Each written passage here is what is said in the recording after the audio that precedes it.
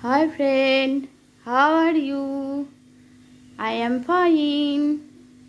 আশা করি তোমরা সবাই ভালো আছো। আমিও মোটামুটি ভালো আছি। আজকে আমি আমার রান্নাঘর সুপর্ণাস কিচেনে চলে এসেছি। আজকে আমি করব চিকেন কারি মিক্স। দেখো এখানে আমি 1 কিলো চিকেন করে রেখেছি, ম্যারিনেট করে নিয়েছি। টক দই নিয়েছি 50 গ্রাম, হলুদ লঙ্কা গুঁড়ো, নুন আর চিকেন কারি মিক্সের মশলা দিয়ে আমি ম্যারিনেট করে রেখেছি। এবার এখানে আমি নিয়েছি আমরা যেরকম ঝাল খাই সেরকম কাঁচা পাকা লঙ্কা আর একটা বড় টমেটো ছোট ছোট করে কেটে নিয়েছি, আর রসুন নিয়েছি দেখো, আর এখানে আদা মানে জিঞ্জার, আর এখানে একটা বড় সাইজের ক্যাপসিকাম দেখো লম্বা লম্বা করে কেটে নিয়েছি। আর এখানে আমি পেঁয়াজের বেরেস্তা করছি। এটা আমি চিকেনের মধ্যে এই বেরেস্তাটা ভেজে আমি দেব, ঠিক আছে। আর এখানে আমি আলুগুলো মাংসের মতন কেটে আলুগুলো আমি নুন হলুদ দিয়ে ভেজে রেখেছি। এবার আমি সমস্ত বেরেস্তাগুলো তুলে যেটুকু তেল ছিল, রিফাইন অয়েল দিয়ে আমি রান্নাটা করছি, যেটুকু তেল ছিল সেইটুকু তেলের মধ্যে আমি এবার ক্যাপসিকামগুলো একটু হালকা করে ভেজে নেব।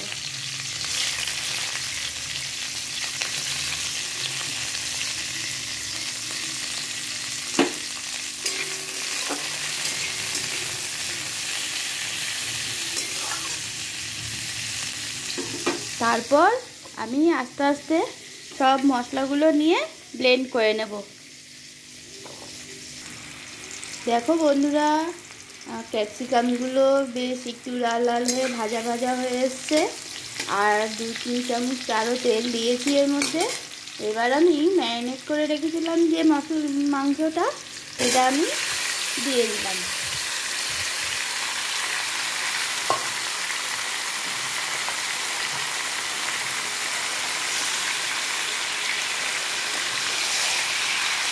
এবার আস্তে আস্তে একটু নাড়বো, তারপরে মাংসটা থেকে একটু জল ছেড়ে শুকিয়ে আসলে আমি যে মশলাটা ব্লেন্ড করে রেখেছি, তোমাদের দেখালাম আগে মশলাটা ব্লেন্ড করা হয়ে গেছে। আমি মাংসটার থেকে যে জলটা ছাড়বে সেই জলটা একটু কমে এলে আমি মশলাটা দিয়ে আবার একটু কষাবো।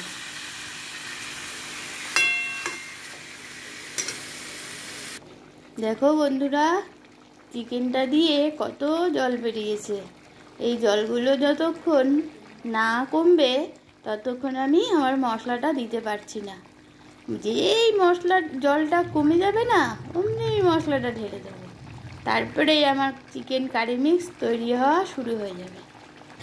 দেখো বন্ধুরা, আমি মশলাটা দিয়ে এবার চিকেনগুলোকে ভালো করে কষিয়ে কষিয়ে তারপরে আমার চিকেন কারিটা রেডি করছি।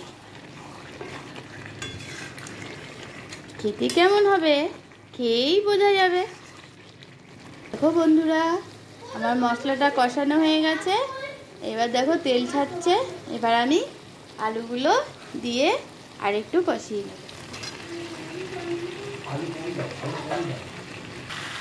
দেখো আমার চিকেন কারি প্রায় রেডি, আমি তোমাদের পরিবেশন করে দেখাবো।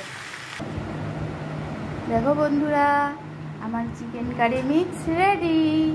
তোমাদের যদি আমার এই চিকেন কারি মিক্স ভালো লাগে তাহলে তোমরা লাইক কমেন্ট শেয়ার করো, আর আমাকে ভালোবেসে আমার পাশে থেকো, আর অনেক সাবস্ক্রাইব করো।